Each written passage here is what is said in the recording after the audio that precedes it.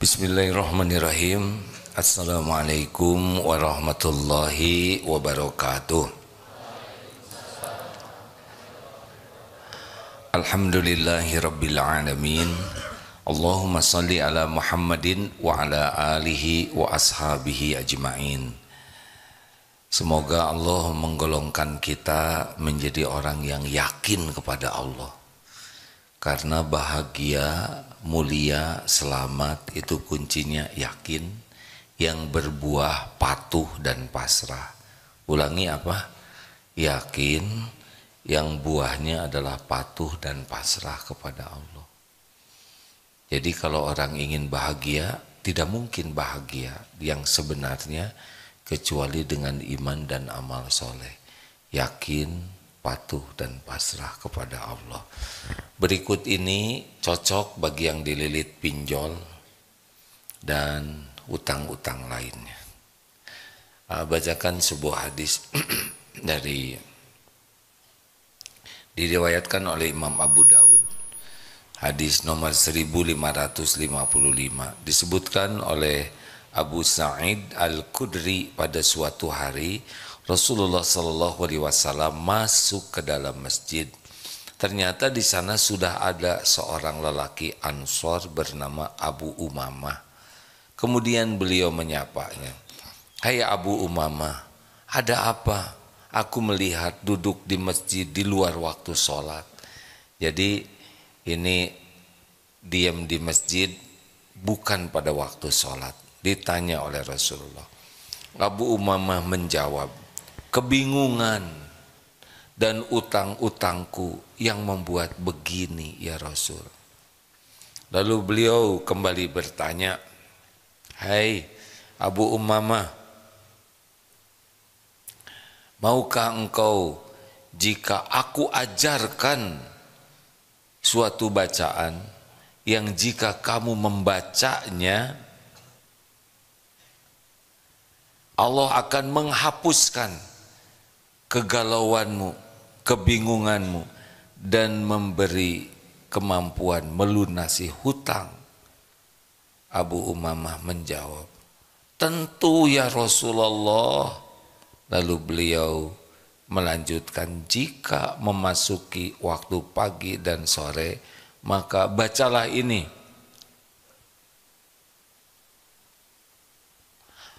Abu Umamah menuturkan, "Sesudah aku mengamalkan doa itu, Allah benar-benar menghilangkan kegalauanku, kebingungan, kecemasan, dan memberi kemampuan melunasi hutang." Demikianlah doa itu. Adik-adik, hafalkan doa ini, siapa tahu orang tuanya lagi dililit hutang karena nyokolahin adik-adik. Ibu-ibu doakan, siapa tahu suaminya lagi dililit hutang, terutama yang berhutang. Bapak-bapak, sudah apa belum doanya?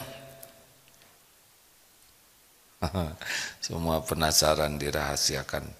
Sebetulnya banyak yang sudah hafal doa ini. Allahumma, ikuti. Inni a'udzu bika minal hammi wal hazan wa a'udzu bika minal azzi wal kasal wa a'udzu bika minal jubni wal bukhl wa a'udzu bika min ghalabati daini wa qahrir rijal. Allahumma artinya ya Allah, a'udzubika, aku berlindung kepadamu, minal hammi wal hazan. Ham itu adalah kecemasan dengan hal-hal yang belum terjadi. Jadi orang banyak yang galau dengan yang belum terjadi. Nah ini doanya, ya Allah, aku berlindung kepadamu dari kegalauan, kecemasan terhadap hal-hal yang belum terjadi. Kalau hazan apa? kesedihan dengan yang sudah terjadi. Kita jarang sedih dengan yang belum terjadi. Sedih itu dengan yang sudah terjadi. Sedih ketipu, sedih difitnah, sedih tertimpa sakit, sedih karena ada yang meninggal. Kita berlindung kepada Allah dari dua keadaan yang sangat tidak enak ini, ham dan huzn. Ini doanya, Allahumma inni a'udzubika minal hammi wal hazan. Bagi saudara-saudara yang sedang bingung, galau, cemas, sedih, ini doanya. Adik-adik yang mau ujian, adik kelas berapa sih? Kelas 8 tak kelas berapa? 2 SMP. Oh lagi pas ini ya, lincah-lincahnya. Karena tahun depan mulai menderita, mau ujian. Kalau kelas 1 lugu, ya kelas 2 ini sedang dalam posisi kebingungan. Cocok doain ini. Yang doa selanjutnya, wa a'udzubika minal azzi wal kasal. Berlindung dari kelemahan dan kemalasan. Apa bedanya lemah dengan malas? Lemah itu dia tidak mampu, ingin tapi tidak mampu. Kalau malas, dia mampu tapi tidak mau. Jelas ini luar biasa doa ini ya. Kita berlindung dari sesuatu yang kita ingin tapi kita tidak punya daya. Dan dari kita punya kemampuan tapi tidak mau melakukan. Tahajud mampu tidak? Mampu, tapi tidak melakukannya. Ke masjid mampu tidak? Mampu. Ke masjid mampu. Lah, orang main sepeda aja 50 km kuat, jogging 10 km kuat, masa ke masjid 50 meter tidak kuat?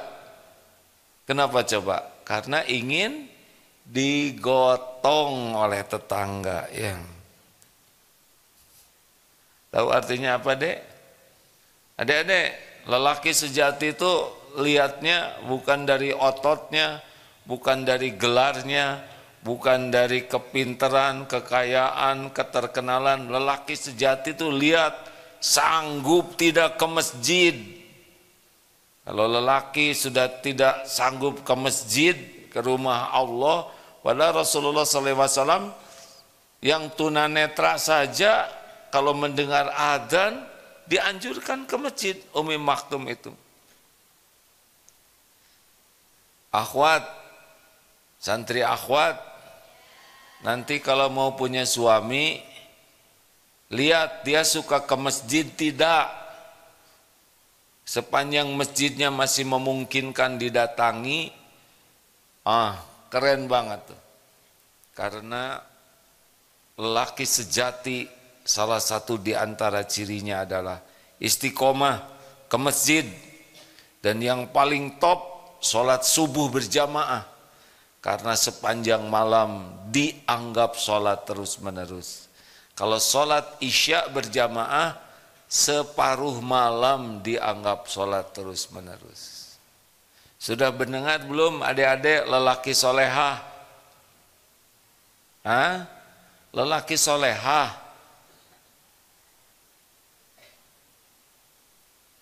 Lelaki solehah. Sudah tahu belum? Yang bagaimana?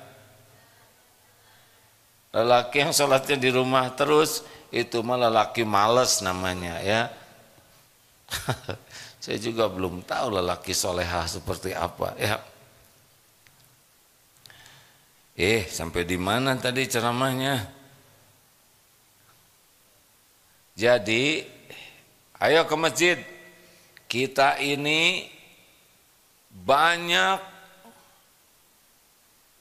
tidak beramal bukan karena tidak mampu, tapi karena kalah oleh malas. Padahal semua urusan kita ada dalam genggaman Allah. Kan ada yang nanya, gimana sih umat Islam ini? Pagi ke masjid, siang ke masjid, terus bolak-balik, bolak-balik, bolak-balik, sholat lagi, kapan kerjanya? Dia nggak ngerti bahwa kerja yang efektif, efisien itu akan terjadi kalau ibadahnya bagus. Mudah susahnya urusan itu bukan karena pintar, tapi karena Allah memudahkan atau tidak.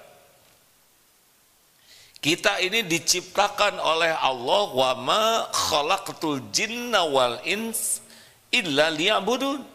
Diciptakan untuk ibadah kepada Allah. Hidup ini menunggu waktu sholat. Kita tunggu subuh dengan tahajud, sholat subuh jamaah. Kita tunggu sholat duhur dengan bekerja, dengan kuliah, belajar, berbuat kebaikan, dagang. Sholat itu pilarnya, dan menunggu waktu sholat diisi dengan ibadah lainnya. Ngurus keluarga, ngeberesin rumah, itu ibadah. Sekolah, dagang, kuliah, olahraga, kalau niat dan caranya benar, ini ibadah. Nanti masuk lagi waktu ibadah kuncinya, yaitu sholat. Dari sholat nanti tunggu lagi waktu asar. Beginilah kita nunggu mati, nunggu dipanggil pulang, nunggu giliran pulang dengan mengisi dengan ibadah. Ini hidup kita tuh. Nanti gimana dong prestasi kita, rezeki kita? Demi Allah, rezeki itu semuanya milik Allah. Hanya Allah yang menggenggam rezeki. Hanya Allah yang membagikan, membuka, menyempitkan, melapangkan, mengadakan, mengambil. Allah satu-satunya. Jadi bekerja itu bukan nyari uang. Bekerja itu ibadah. Makanya sholat nikmat, nanti oleh Allah diatur, ketemu ini, rapatnya begini, teng, kasih ide, pray beres begitu. Tapi kalau tidak pakai sholat bagaimana? Ya rasakan saja. Pasti ruwet, capek, cemas, galau, kecewa, jengkel, kesel, begitu aja. Ribet. Dikasih nambah ribet, ditahan jadi ribet, diambil ribet juga. Begitulah hadirin, harusnya hidup ini enjoy saja. Dikasih syukur, ditahan sabar, diambil ridho. Enak harusnya hadirin kalau sholatnya bagus. Dengar adik-adik ya. Masih ingat perumpamaan botol kemarin? Ingat tidak? Ya coba diingat-ingat. Sudah? Nah itulah ya. Cukup ceramah yang enak begitu hadirin. Pernah ada seorang kiai mau ceramah khutbah Jumat. Saudara sudah dengar belum ceramah saya? Ya udah, saudara aja yang ceramah, gitu katanya. Kiainya istirahat. Lanjut. Jadi ada lemah. Lemah itu apa? Mau tapi tidak mampu. Kalau malas itu apa? Mampu tapi tidak mau. Dua-duanya adalah masalah. Solusinya yang bisa menolong siapa? Allah. Makanya minta ke Allah. Banyak di antara kita yang punya keinginan tapi enggak mampu. Nah inilah doanya. Ingin umroh tidak bisa. Ingin kuliah di sana tidak mampu bayar. Ingin pergi ke situ tidak mampu. Nah ini doanya supaya dimampukan oleh Allah. Karena semua kebaikan ma asobaka min hasanatin fa minallah, hanya dari Allah, tidak ada lagi. Ada pengen apa saja, kalau Allah tidak kasih tidak akan pernah terjadi. Aduh, kalau orang sudah yakin seperti ini enak hadirin. Urusan tuh jadi tidak ribet ya. tidak ribet. Ribet itu nafsu. Teruskan doanya. Lalu apalagi? Wa a'udzubika minal jubni wal bukhl. Jubni wal bukhl, dari takut dan kikir. Jadi saya harus tambah ilmunya nih. Jadi gini adik-adik, setan itu menakut-nakuti kita dengan kemiskinan dan menyuruh kita berbuat keburukan, yaitu kikir. Terbalik ya, pelit,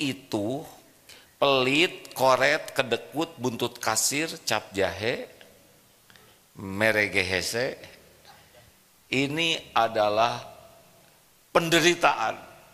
Rasulullah menggambarkan sallallahu alaihi wasallam, orang yang kikir itu seperti pakai baju besi yang makin kikir, makin ketat baju besinya, nyesek hidupnya. Bahagia itu alladzina yunfikuna fis-sarra'i wad-dharra. Bahagia itu senang berinfak dalam keadaan lapang dan sempit. Nah, kita harus berlindung kepada Allah nih. Hidup penuh dengan ketakutan dan kepelitan. Hati-hati nih adik-adik, kalau nanti ditakdirkan diuji oleh Allah, diberi kekayaan, ingat ya, jangan sampai ditambah kekayaannya tapi tambah kikirnya. Coba ini sedekah 1 miliar sebulan, sedikit atau banyak? Nah, kita gini. Ada seorang yang diberi rezeki oleh Allah 1 bulan ningkat itu ya. Asalnya 1 juta, naik ke 10 juta, naik ke 100 juta, naik ke 1 miliar sebulan. Ini naik tidak penghasilan sedekahnya? Bagus tidak? Tunggu dulu, lihat dulu yang Allah berinya. Dulu dia waktu SMP begini dikasih oleh ibu, berapa sih bekalnya kalau adik-adik sekarang tuh? 10.000. Hah? Zaman sekarang berapa adik-adik sekolah? 10.000. 20. Oh, tergantung ibunya ya. Misalkan dikasih 10.000, dia sedekah 2.000. Berarti berapa persen? 20%. Nih nak, ibu kasih 10.000, dia sisihkan 2.000, dia sedekahkan 1/5. Lama-lama SMA berapa? Berapa kalau SMA? Bapak SMA dulu? Enggak, kita mah SD cuma 100 rupiah ya enggak. Misalkan naik dikasihnya jadi 40.000. Sedekahnya naik jadi 4.000. Naik atau turun? Ini nih kalau yang dengarnya ngantuk nggak jelas gini. Dia sedekahnya jadi 4.000 sekarang sehari. Karena ibunya ngasih 40.000. Jadi naik atau jadi turun? Turun. Emang jumlahnya naik. Tapi tadi 20%. Sekarang jadi 10%. Kuliah nih. Sehari dikasih 100.000. Dia sedekahnya 7.000. Naik atau turun? Makin turun walaupun jumlahnya naik. Jadi jangan terkecoh oleh jumlah yang kita keluarkan. Wah, saya naik nih, dulu saya cuma 2.000, sekarang saya sedekah 7.000. Padahal rezeki dia naiknya jadi 100.000. Nah, dia kerja dapat gaji 1 juta, maka dia sedekah 50.000 rupiah. Jadi berapa tah? 5%. Memang naik jadi 50.000. tapi Allah ngasihnya 1 juta, dia turun jadi 5%, naik gajinya jadi 10 juta, dia langsung sedekah 200.000. Hah? Ayo, jadi cuman 2% dia sedekah. Benar gitu? Hitung sendirilah. Iya kan? Dia gajinya 10 juta, sedekahnya 200.000. Berarti berapa? Kenapa sih nggak pada bisa ngitung begini? Jadi 2%. Dulu sedekah 2.000 itu 20%. Sekarang sedekah 200.000 tapi cuma 5%. Jadi dia makin dermawan makin pelit. Jawab. Makin pelit. Makin bahagia makin menderita. Makin mulia makin hina. Oh, gitu, jangan terkecoh oleh jumlah yang kita keluarkan. Karena lihat yang Allah berikan. Mikir apa deh? Oh kalau gitu saya mending sedikit aja duitnya. Sok weh. Kalau cita-cita, bolehkah ingin banyak uang? Kalau saya menganjurkan, bercita-citalah ingin banyak membayar zakat. Keren kan? Nah, kalau banyak bayar zakat berarti banyak dia rezekinya. Saya ingin bayar zakat setiap tahun 20 miliar, misal gitu. Zakat itu bukan uang kita. Nah kalau zakatnya 2,5%, sedekahnya, ini kemarin dengar ada seorang yang diuji oleh Allah dengan kekayaan, lalu menyumbang. Ini kisah nyata, ini tentang seorang ustadz di Jogokarian. Orang ini merasa banyak dosa. Kemudian ini saya banyak dosa. Gimana caranya? Ya kalau meninggalkan cuma 3 yang dibawa. Tutus amal. Ilmu yang manfaat. Ini ilmu manfaat nih, insya Allah. Nanti ketemu nanti dikubur nih di alam barzah. 2, amal jariah. 3, anak soleh yang mendoakan. Wah saya tidak punya anak, bantu saja anak-anak orang lain. Tidak disebut anak kandung kok di sana, ya.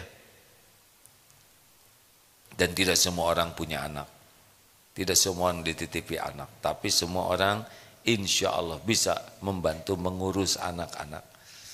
Lalu beliau wakaflah masjid. Kalau tidak salah beliau berapa hektar? Ini saya kasih 100 miliar untuk bikin masjid. Lalu dibangunlah masjid. Lalu kata DKM-nya, ya panjenengan jangan bikin susah lah. Ini masjid segini bagusnya, biaya operasionalnya tiap bulan minimal 300 juta. Ini dari mana? Oh iya, ayo bikinkan. Kalau tidak salah 50 hektar kebun mangga. Dari kebun mangga inilah terus menerus menghasilkan. Dalam 2,5 tahun kebun ini mulai berbuah mangganya. Dijual, inilah mengoperasikan. Lambat laun, ya sudah kalau gitu supaya ini lebih mantap 300 hektar lagi. 300, 500, sedekah, wakaf terus. Kemarin waktu zaman Covid beliau wafat. Innalillahi wa inna ilaihi raji'un. Allahumma gfir lahu warhamhu wa'afihi wa'fu anhu. Dan sebelum wafat wasiatnya begini, kan kaya sekali. Lalu beliau katakan 75%, 70 atau 75 ya, dari keuntungan semua usaha ini untuk dimanfaatkan amal. Anak-anak saya cukup saja, cuman 25%, itu juga 7 turunan gak akan habis. Saking kayanya. Ini cerdas nih. Ngalir tiap yang wudhu, tiap yang sholat, tiap yang itikaf, tiap yang zikir, tiap yang baca doa, ini cerdas ini. Nah, kita harus minta ke Allah, dicabut kekikiran kita sehingga lebih menikmati bersedekah, berwakaf, beramal jariah dibanding ngumpul. Karena aslinya gini deh, harta itu kalau sudah kita nyarinya udah capek pagi siang malam, kalau udah dapat kita yang jagain. Bedanya harta dengan ilmu gitu. Kalau kita nyari ilmu, ilmu yang jagain kita. Kalau kita nyari harta, makin bagus, makin mahal, kita jadi penjaganya. Dan mau dibawa kemana? Korun, ingat harta karun katanya. Ya, yang kuncinya saja, kunci gudang hartanya berat sekali dipikul oleh orang-orang, dibawa kemana karun? Makan cuman segitu-gitunya, pakaian segitu-gitunya, tidur juga walaupun rumah besar pasti di atas tempat tidur, itu juga kalaupun tempat tidurnya gede misalkan sebesar lapangan tenis, dia tidak mungkin gelinding-gelinding ke sana sini. Pasti cuman di pojok, itu juga belum tentu bisa tidur. Makanya minta ke Allah supaya dicabut kebakilan kita. Ini hebat doa ini ya, luar biasa nih. Dari cemas, dari sedih, dari lemah, dari malas, dari ketakutan, dari kekikiran. Waduh, ini memang Rasulullah SAW kalau doa simpel tapi solusi. Terus wa a'udzu, dan kami berlindung bika kepadamu min golabatid daini wa qahrir rijal, dari lilitan hutang dan qahrir rijal. Jadi kayak yang mengancam, menekan. Kan kalau punya utang ada debt collector, ada perilaku orang yang ngutangin yang bikin kita tertekan, terancam. Nah ini doanya. Ini cocok sekali nih. Kelihatannya yang punya utang sangat serius memperhatikan. Ini cocok katanya. Ini pertolongan Allah. Benar. Apa sih rahasianya kalau punya utang supaya lunas? Satu, ingin bayar. Karena ada orang yang tidak pengen bayar. Ada Pak. Dia pinjam kepada saudaranya yang kaya, kepada temannya yang kaya. Pinjamnya 2.500.000, sejuta.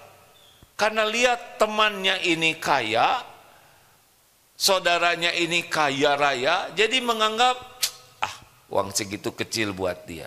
Tidak ada niat bayar utang, itu gak akan sanggup dia bayar hutang. Keganjel nanti dia di akhirat nanti.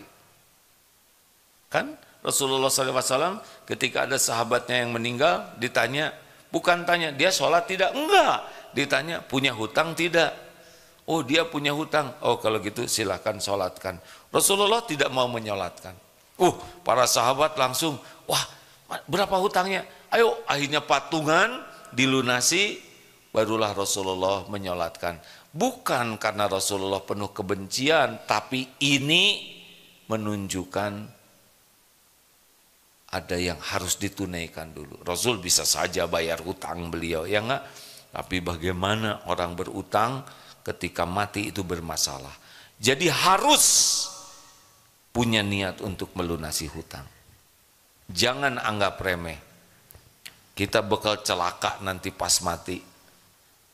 Orang yang syahid saja terganjal karena hutang. Sebanyak apapun hutang, kalau Allah mau lunasi, lunas. Gimana caranya? Hutang saya ini sederhana gini ya. Halo. Ini adik-adik kayaknya kurang begitu ngerti ilmu hutang, belum nyobain berhutang ya. Orang tua sih yang hutang ya. Tapi ini yang lagi menyimak nih kelihatannya antusias ya. Yang lagi jatuh tempo. pakai nyebut aduh siapa tuh. Aduh, di sini nih banyak yang itikaf hanya karena jatuh tempo. Nah, dengar ini. Tadi saya mau ngomong apa? Duh, lupa. Ngomong apa? Hah? Masa lupanya sama-sama? Nah, pendek kata gitulah. Tips, oh iya, oh hutangnya banyak. Gini, saya nggak mungkin bisa bayar hutang. Lah sekarang yang ngutangin aja mungkin, misalnya hutangnya, saya berhutang, na'udzubillah, ada orang yang berhutang besar. Terus sekarang dia sulit mengembalikan. Lah dia berutang aja dengan izin Allah terjadi, masa ngelunasin jadi tidak bisa, ya kan? Allah yang kuasa melunasi. Berapapun utang, demi Allah, kalau Allah melunasi pasti lunas. Jadi masalahnya kita layak ditolong Allah atau tidak, gitu. Nih doanya. Dan orang-orang yang ngancam-ngancam itu makhluk Allah juga tuh. Yang debt collector itu juga makhluk Allah.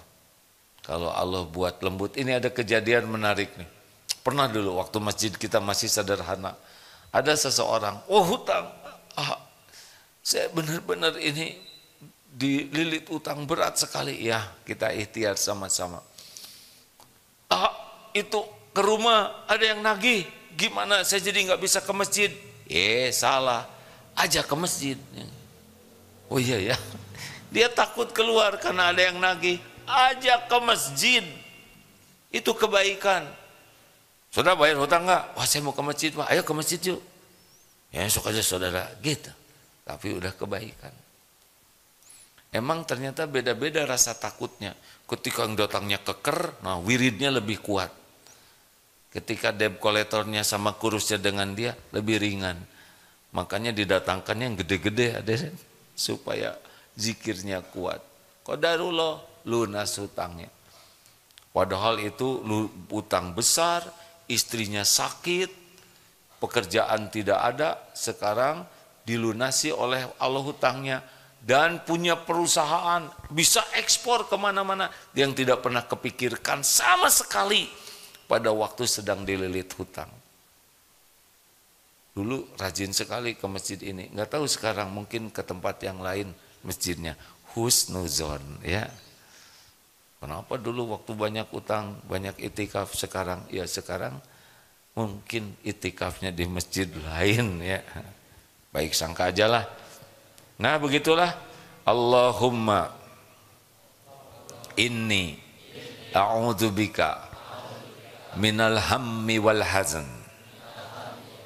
wa a'udzubika minal ajzi wal kasal wa a'udzubika minal jubni wal bukhl wa a'udzubika min qolabatid daini wa qahrir rijal. Alhamdulillah. Ada pertanyaan silakan. Ya Pak, langganan ya, silakan Pak. Assalamualaikum warahmatullahi wabarakatuh. Begini tadi UAA menyinggung masalah sholat. Ini kan kalau kita lihat di dalam Al-Quran itu surat Al-Ankabut ayat 45, sholat itu dapat mencegah perbuatan keji dan munkar. Inna sholata tanha anil fahsya'i wal munkar. Kemungkaran-kemungkaran yang kita lakukan sehari-hari seperti berbohong, iri, dengki, menggunjing, menggibah dan segala macam yang dilarang dalam agama Islam, ini yang akrab kita lakukan. Seperti menggunjing ini biasa kebanyakan dilakukan ibu-ibu karena Jangan tidak pandai ngomongin menjaga. ibu-ibu, nah bapak aja. Oh ya, Nggak usah ngurusin ibu-ibu, bapak aja dosa. iya. Bapak. Jadi itu apa namanya? Nanti nambah dosa bapak ya enggak? Iya. Jadi apa namanya? Yang ingin saya tanyakan. Ini kenapa apa yang salah dalam sholat kita? Kenapa dampak dari sholat itu mencegah keji dan mungkar tadi belum berhasil sepenuhnya? Nah itu aja kurang lebih saya mohon maaf. Assalamualaikum warahmatullahi wabarakatuh. Terima kasih. Lain kali jangan nyebut ibu-ibu, kita aja lelaki ya kan.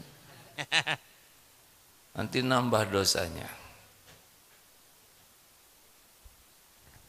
Jadi pertanyaannya apa, Bang? Oh udah. Jadi kenapa sholat kita tidak begitu sukses mencegah perbuatan keji dan mungkar?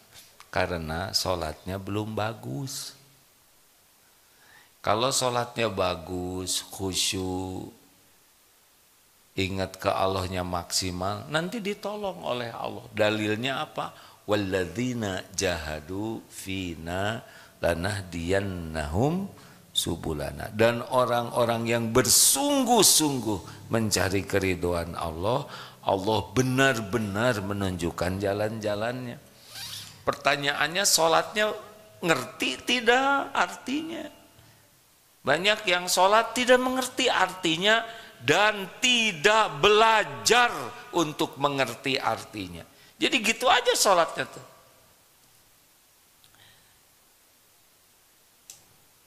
Ada 6 Pak ciri sholat yang sholatnya jelek.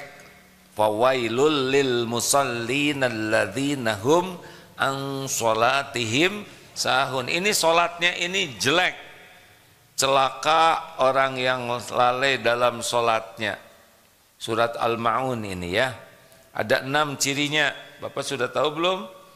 Ini kalau sholat seperti ini tidak akan menolong dia. Bahkan sebaliknya bisa tambah kesusahan. Dia sholat tapi lalai dalam sholatnya. 1, berat melaksanakan sholat. Sholat itu dianggap beban, bukan sebagai satu karunia yang dinikmati. Jadi kalau sholatnya udah berat, seakan-akan kewajiban sholat itu beban, bukan karunia. Nah ini 1. Cirinya apa? Suka begini nih. Baru juga duhur, udah asar lagi. Cepet banget sih. Atau subuh. Kok subuh sekarang pagi banget? Jadi kayaknya tertekan gitu. 2. Senang melambat-lambatkan sholat. Jadi tidak bersegera, padahal amalan yang dicintai Allah adalah as-sholatu ala waktiha. Kalau dipanggil oleh ada pedagang, ada pembeli, dia cepat. Ada klien, dia cepat. Tapi dipanggil oleh Allah, ayyanas shalah, cuek saja. Ciri khas. Dilambat-lambatkan, kalau bisa diakrabkan antara duhur dengan asar. Jadi karena asarnya jam 3:15, maka duhurnya jam 3. Supaya friend, supaya sekali wudhu. Ini ciri keburukan ini. Tanpa uzur. Ciri orang yang sholatnya bagus bagaimana? Happy kalau mau sholat itu. Dan bersegera. Kalau bisa datang ke masjid sebelum azan. Kalau datang ke masjid sebelum azan, keuntungannya adalah 1, bisa sholat sunnah. Yang kedua, bisa mendengar dan menjawab azan. Yang ketiga, bisa mendapatkan saat mustajab ketika selesai azan. Bisa sholat sunnah, rawatib. Bisa menunggu dari azan ke qomat dengan doa, itu saat mustajab. Tapi kalau datang ke masjidnya lambat, ya sudah kehilangan banyak keutamaan. 3. Ciri yang ketiga orang yang sholatnya tidak akan mengubah dirinya adalah cepat gesit, tangkas, dan selesai dengan saksama secepat-cepatnya. Allahu Akbar, Allahu Akbar, astagfirullahaladzim, astagfirullahaladzim, assalamualaikum, assalamualaikum, assalamualaikum, assalamualaikum.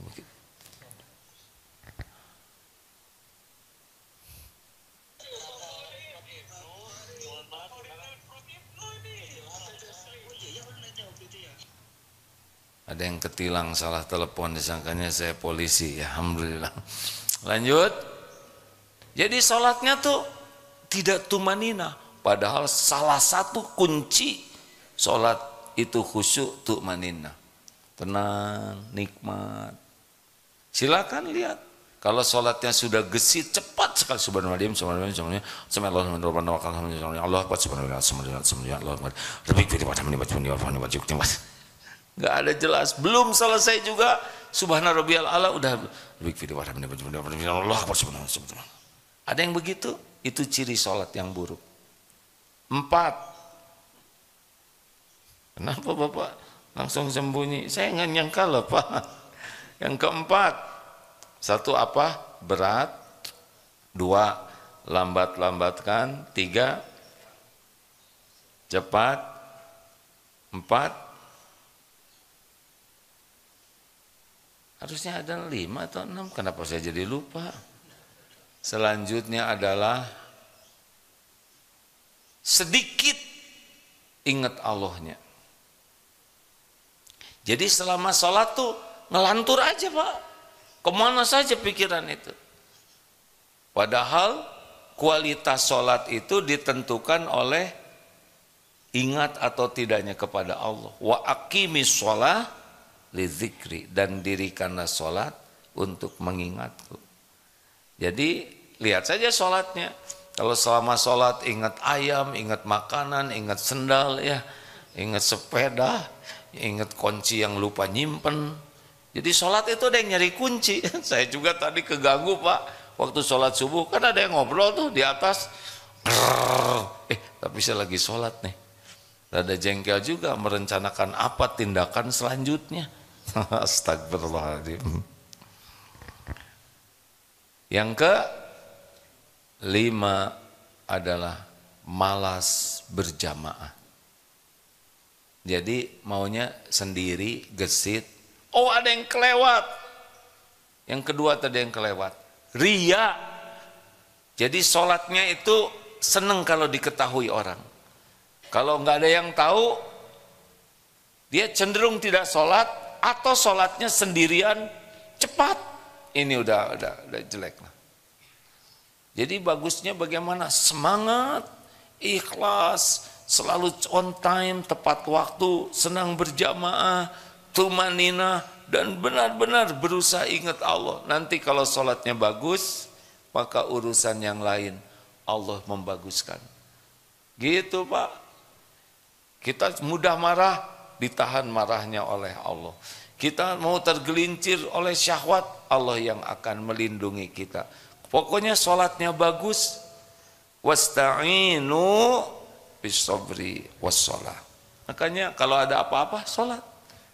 Gembira, sholat untuk bersyukur. Sedih, sholat.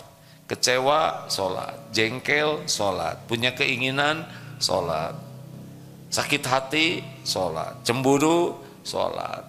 Merasa terancam, sholat.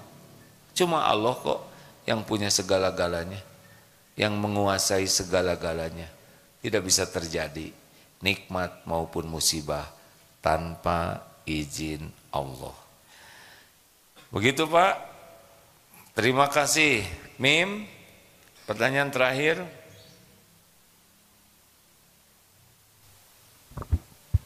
Cek.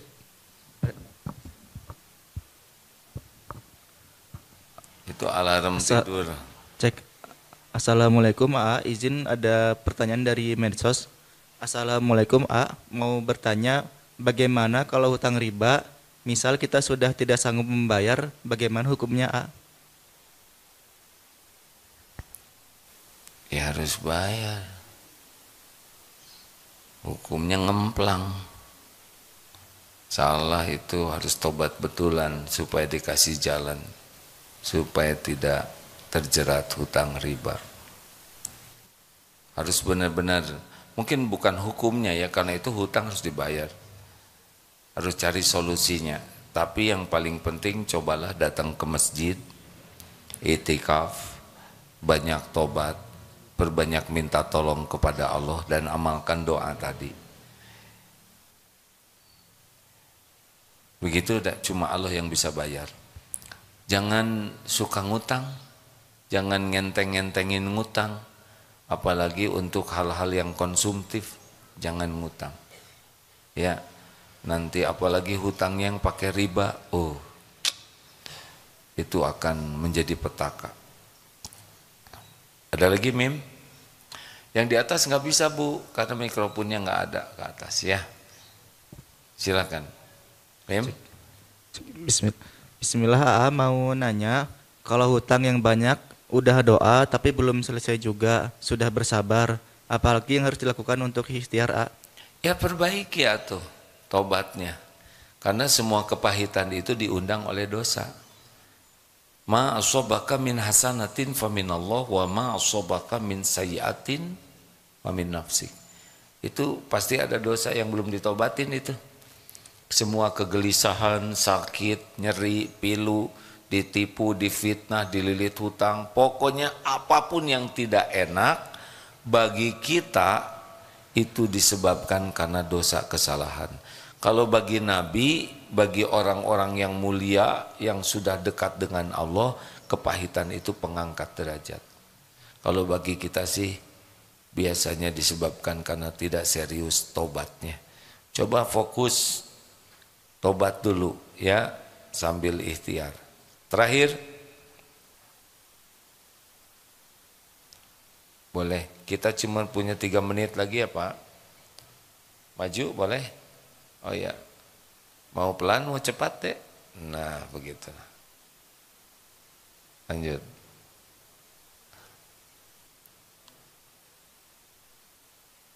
Langsung saja.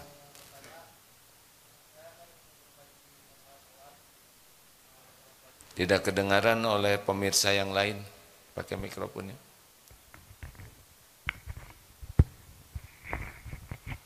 Ini Pak. Pak. Assalamualaikum, mau bertanya, saya ingin memperbaiki masalah sholat. Kalau bermakmum itu gimana, misalkan kita bermakmum nih, kita kan ketinggalan 1 rakaat atau 2 rakaat, kan di pinggir kanan kiri kita ada orang tuh, kita baiknya ngikut bermakmum lagi atau sholat sendirian menyelesaikan ke satu, keduanya, terus di sujud terakhir apakah boleh kita berdoa, lamanya berapa lama gitu? Baik, kalau kita sudah bermakmum, sempurnakan sisa sholatnya sendirian. Ada juga yang berpendapat ikut kepada yang lain, saya ikut yang sendirian. Jadi kalau udah selesai dengan imam, ya kita sempurnakan. Kalau tidak nanti mundur-mundur terus, mungkin jadi tidak ada ujungnya ya. Wallahu alam. Tapi ada juga yang ikut pendapat demikian, tapi kalau saya selesai, imam kita sempurnakan. Bukan hanya sujud terakhir sholat doa itu, di tiap sujud sebaiknya doanya doa Quran. Maksudnya bukan membaca Quran, tapi doa terbaik kan doa yang dibuat oleh Allah atau doa yang dicontohkan Rasul. Kalau pakai bahasa Indonesia, ada juga ulama yang menganjurkan jangan pakai bahasa kita dulu karena seperti menambah bacaan sholat. Makanya hafalkanlah sholat doa-doa yang kita perlukan supaya pada waktu sujud kita bisa berdoa seperti yang dicontohkan Rasul. Ya. Jazakallah khairan. Terima kasih. Tepat waktu, sudah waktunya terakhir. Allahumma inni a'udzubika minal hammi wal hazan wa a'udzubika minal azzi wal kasal wa a'udzubika minal jubni wal bukhl wa a'udzubika min golabatid daini wa qahrir rijal. Amin ya Allah ya rabbal alamin. Terima kasih. Subhanakallahumma bihamdik Asyhadu alla ilaha illa anta astaghfiruka wa atubu ilaik. Assalamualaikum warahmatullahi wabarakatuh.